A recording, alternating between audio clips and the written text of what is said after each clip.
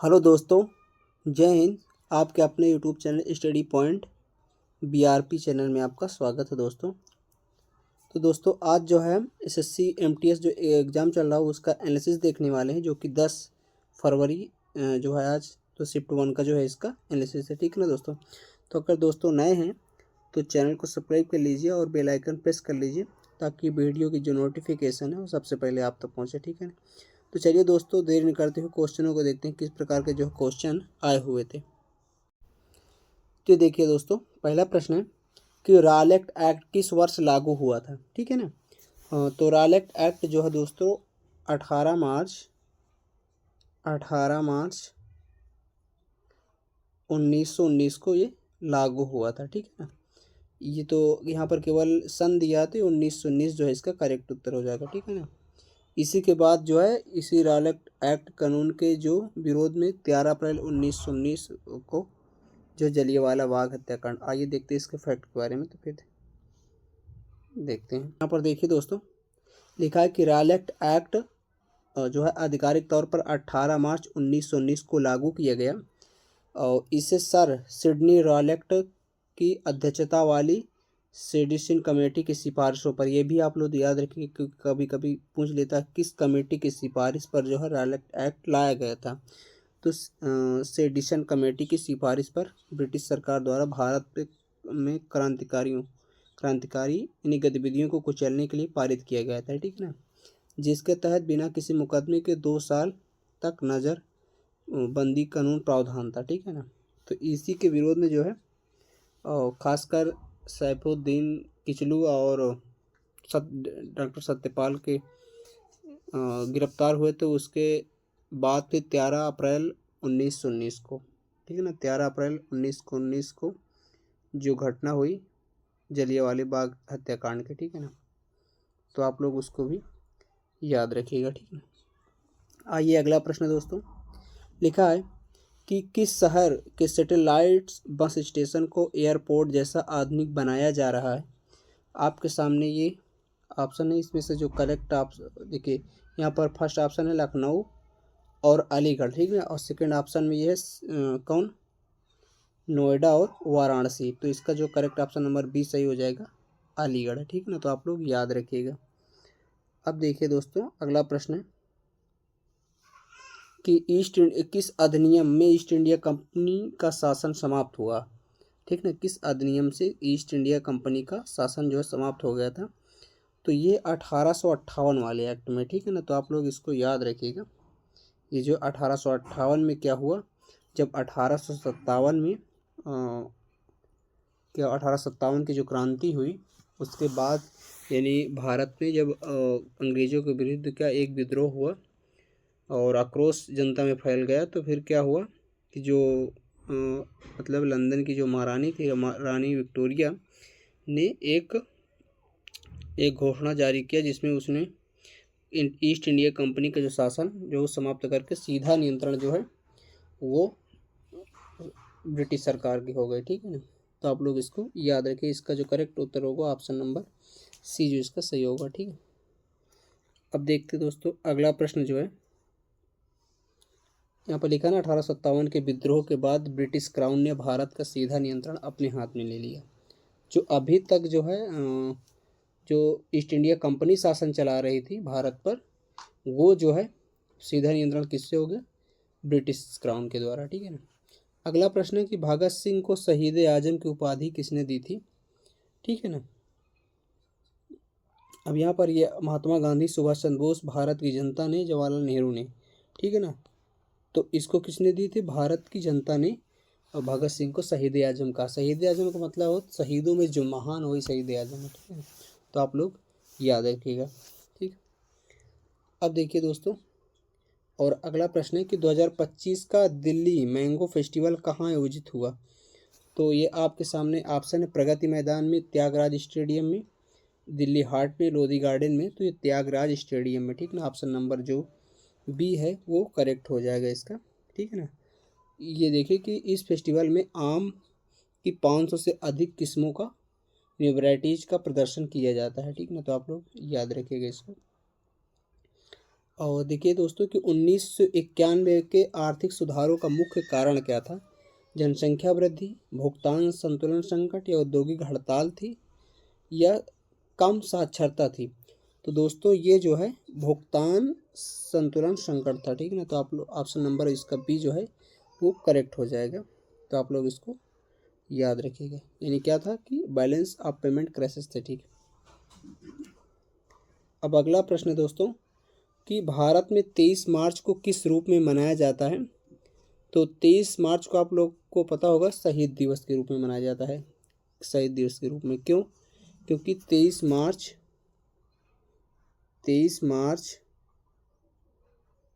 1931 को, कब? 23 मार्च 1931 को। तो दोस्तों 1931 को जो है क्या हुआ कि भगत सिंह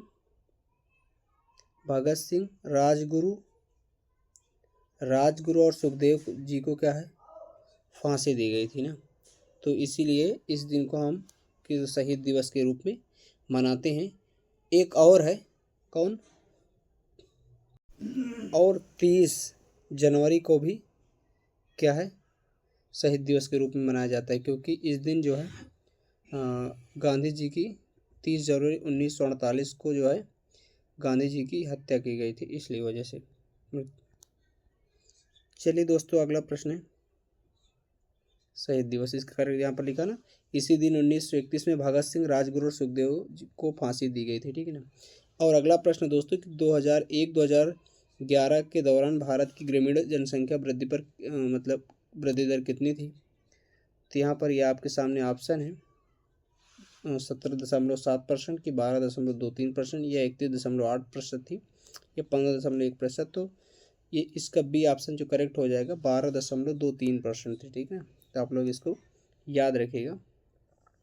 और रीजन क्या है कि इस अवधि के दौरान भारत की कुल 10 की जनसंख्या वृद्धि दर 17.7% थी, जबकि शहरी वृद्धि दर 31.8% रही है, ठीक है ना।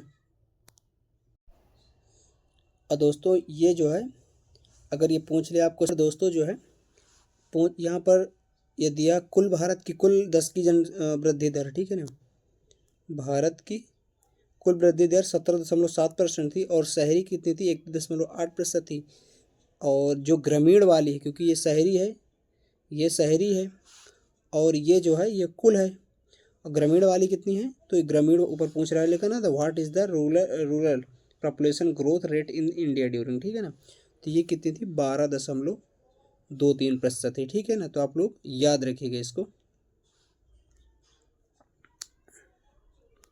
अब अगला प्रश्न दोस्तों कि किसी बिलियन का पीएच मान मापने के लिए किसका उपयोग किया जा सकता है? आपके सामने ये है पीएच पेपर या लिटमस पेपर या डिजिटल पीएच मीटर या उपरोक्त सभी। तो दोस्तों ये उपरोक्त सभी सही है, क्योंकि हम तीनों में से माप सकते देख सकते हैं कि कौन मतलब बिलियन किस प्रकार का है, अम्लीय है, क्षारीय है, ठीक है ना। तो इसका जो करेक्ट, क्योंकि डिजिटल से अगर हम देखें डिजिटल पीएच मीटर से, तो अगर 7 यहाँ पर मेन पॉइंट रहता है, 7 पर ना तो क्षारीय होगा ना तो अम्लीय होगा, उदासीन होगा।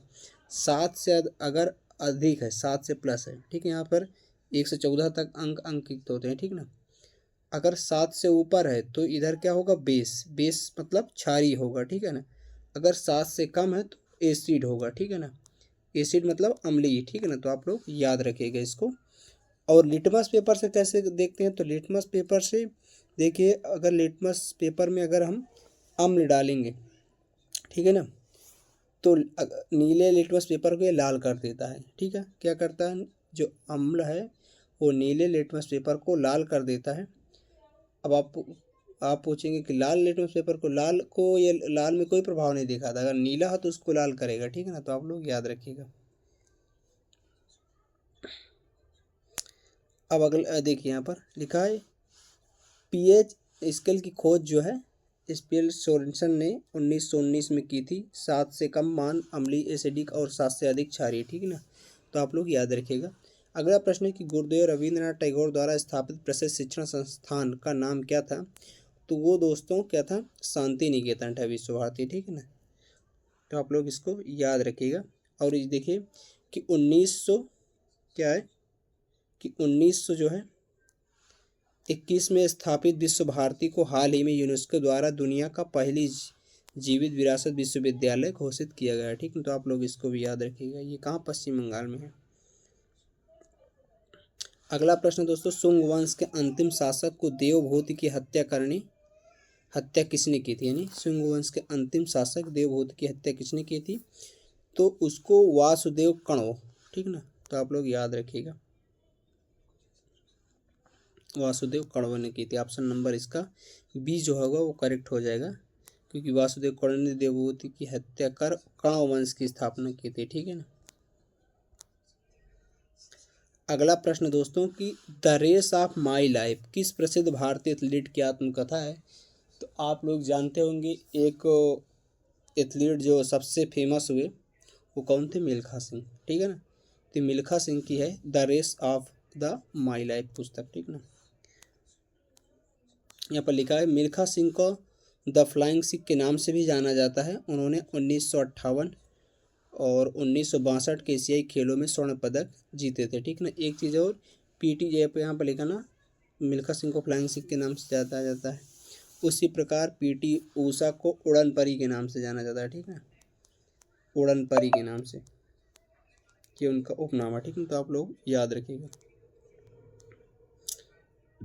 अगला प्रश्न दोस्तों कि 2011 की जनगणना के अनुसार भारत की ग्रामीण जनसंख्या लगभग कितनी थी। तो ये दोस्तों 83 दशमलव कितनी थी, आपके सामने ऑप्शन दिए हुए हैं। बाकी इसका जो करेक्ट उत्तर होगा ऑप्शन नंबर सी हो जाएगा, 83.37 करोड़, ठीक है ना। तो दोस्तों ये जो है भारत की कुल जनसंख्या का लगभग 68.8% हिस्सा ग्रामीण क्षेत्रों में रहता था। ये क्या है, 100 में से यानी 68% तक लगभग, ठीक है ना। तो आप लोग याद रखिएगा। और अगला प्रश्न दोस्तों, सौरमंडल का यह कौन सा है, मतलब ग्रह, सौरमंडल का यह कौन सा ग्रह है जिसका सर्वाधिक भाग जल से ढका है, ठीक है ना। तो आपके सामने ये लिखा मंगल, शुक्र और पृथ्वी, और ऑप्शन जो डी है वो शनि है। तो जो है पृथ्वी जो इसका करेक्ट उत्तर हो जाएगा, क्योंकि पृथ्वी में जो है, पृथ्वी में लगभग कितना, लगभग 70% जल है, ठीक है, वाटर है, और लगभग 30% जो है वो क्या है, लैंड है, लैंड बॉडी, ठीक ना। तो आप लोग याद रखिएगा। यहाँ पर लिखा ना, पृथ्वी की सतह का लगभग 70-71% भाग जल से ढका है, इसलिए इसे नीला ग्रह, ठीक है ना, कहते हैं। और देखिए दोस्तों यहाँ पर लिखा है फ्रगाइल, लिखा ना कि शब्द का सबसे उपयुक्त विलोम क्या है। बाकी यहाँ पर जो ये लिखा है ना दोस्तों कि चलिए ठीक है, यहाँ पर लिखा ये इंग्लिश का प्रश्न दोस्तों, लिखा फ्रगाइल, ठीक है ना। तो इसका आपको क्या बताना था, एंटोनिम्स बताना था, यहाँ पर दिया है। तो चूँकि फ्रगाइल मतलब होता है क्या, नाजुक, ठीक है ना, डेलिकेट। तो नाजुक का क्या हो जाएगा, जो मजबूत हो, ठीक है ना। ये तो फ्रगाइल नाजुक मतलब जो कमज़ोर हो। तो हम इसका एंटोनिम्स बताएंगे, मतलब इसका विपरीत, तो क्या हो जाएगा, ये तो मतलब स्ट्रांग जो चीज़ जो मजबूत हो। तो यहाँ पर ऑप्शन बी में लिखा टफ और स्ट्रांग, तो यही जो है करेक्ट हो जाएगा। और यहाँ पर अगला क्वेश्चन है दोस्तों, यहाँ पर लिखा है इनक्रेडिबल। तो इनक्रेडिबल मतलब क्या होता है, अविश्वसनीय, ठीक ना। क्रेडिबल मतलब वो जिस पर विश्वास करने योग्य हो, इनक्रेडिबल मतलब वो जिस पर विश्वास ना किया जा सके, अविश्वसनीय। तो यहाँ पर क्वेश्चन दिया है क्योंकि इसका पूछ क्या रहा है, एंटोनिम्स, तो क्या हो जाएगा, क्रेडिबल हो जाएगा, ठीक है ना। क्रेडिबल का क्या हो जाएगा, इनक्रेडिबल, ठीक है ना। तो आप लोग याद रखिएगा।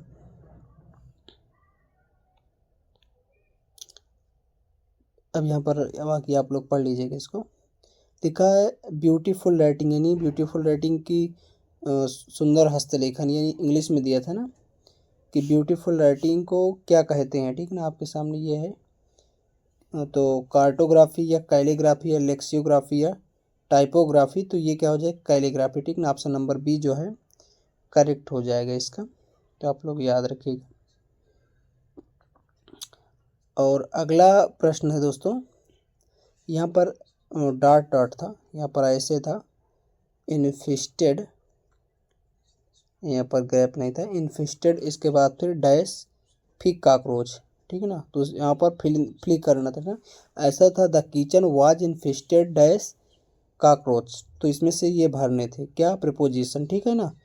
तो इसमें कौन सा प्रीपोजिशन भरा जाएगा, तो क्या भरा जाएगा, विद, ठीक है ना।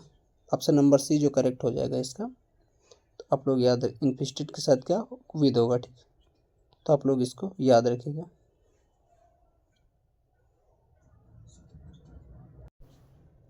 और अगला प्रश्न है कि 2006 के शीतकालीन ओलंपिक खेल कहाँ आयोजित हुए थे। तो ये दोस्तों ट्यूरिन है, ठीक है, ट्यूरिन या ट्रिनो इटली में है, वहाँ आयोजित हुए थे। ऑप्शन नंबर बी जो करेक्ट हो जाएगा, ठीक, इटली में। बाकी इसका आधिकारिक जो नाम पर्सन लैब से है, ठीक है ना। और अगला प्रश्न दोस्तों, हैंडबॉल। हैंडबॉल में गोल कीपर को छोड़कर मैदान पर कितने खिलाड़ी होते हैं। तो 6 खिलाड़ी होते हैं, ठीक ना। तो आप लोग इसको भी याद रखना कि हैंडबॉल में जो गोल कीपर को छोड़कर मैदान में सबसे बाकी ये देखिए 6 खिलाड़ी होते हैं। हैंडबॉल गोल कीपर को छोड़कर मैदान में 6 खिलाड़ी आउट ऑफ कोर्ट खिलाड़ी होते हैं, या एक टीम में कुल 7 खिलाड़ी कोर्ट में रहते हैं, जिसमें 6 फील्ड खिलाड़ी हैं और एक गोल कीपर शामिल है, ठीक ना। तो आप लोग इसको याद रखिएगा। और अगला प्रश्न दोस्तों, वर्ष 2004 यानी में अमेरिका में कौन सा मच्छर जनित वायरस फैला था। तो वो कौन था, आपके सामने ये ऑप्शन दोस्तों, वेस्ट नाइल वायरस वाला जनित वायरस, ठीक है ना। ऑप्शन नंबर इसका सी जो है करेक्ट हो जाएगा। अब देखिए कि 2000 में के दौरान अमेरिका में मुख्य रूप से वेस्ट नाइल वायरस, ठीक है ना, फैला था, जो 1999 में न्यूयॉर्क में सामने आने के बाद तेजी से दक्षिण और पश्चिम मध्य पश्चिम राज्यों में फैल गया। इस वायरस ने 2001 के दौरान स्थानीय गतिविधि स्थापित की और बाद के वर्षों में अमेरिका में सबसे बड़ी मच्छर जनित बीमारियों में से एक बन गया, ठीक है ना। तो आप लोग इसको याद रखिएगा। और अगला प्रश्न है कि कुकी झूमती नृत्य किस राज्य से संबंधित है। तो आसाम, और ये आपके सामने ऑप्शन है, ऑप्शन आसाम और बिहार, नागालैंड और मणिपुर, केरल, तमिलनाडु, पंजाब और हरियाणा, ठीक है। तो इसका जो ऑप्शन नंबर बी है नागालैंड और मणिपुर ये करेक्ट हो जाएगा। बाकी देखिए कुकी जो नृत्य है, जिसे अक्सर कुकी झूमती नृत्य या कुकी लोक नृत्य कहा जाता है, मुख्य रूप से नागालैंड राज्य संबंधित है और मणिपुर में भी, ठीक ना। ये कुकी जनजाति का एक पारंपरिक लोक नृत्य है जो सामुदायिक त्योहारों और सदियों के दौरान जीवंत वेशभूषा और लयबद्ध ड्रम के साथ किया जाता है। हालांकि कुकी समुदाय मणिपुर और असम में भी पाया जाता है, ठीक है ना। मेन नागालैंड है, ठीक है ना। तो नागालैंड के साथ अगर असम होता तो वहाँ पर भी लगाते थे। तो आप लोग याद रखिएगा। तो दोस्तों इतने ही क्वेश्चन मिले थे, ठीक है ना। अगर दोस्तों वीडियो पसंद आई है तो चैनल को सब्सक्राइब कर लीजिए और बेल आइकन प्रेस कर लीजिए, ताकि वीडियो की जो नोटिफिकेशन है वो सबसे पहले आप तक पहुँचे, ठीक है ना। तो चलिए दोस्तों मिलते हैं नेक्स्ट वीडियो में, तब तक के लिए जय हिंद।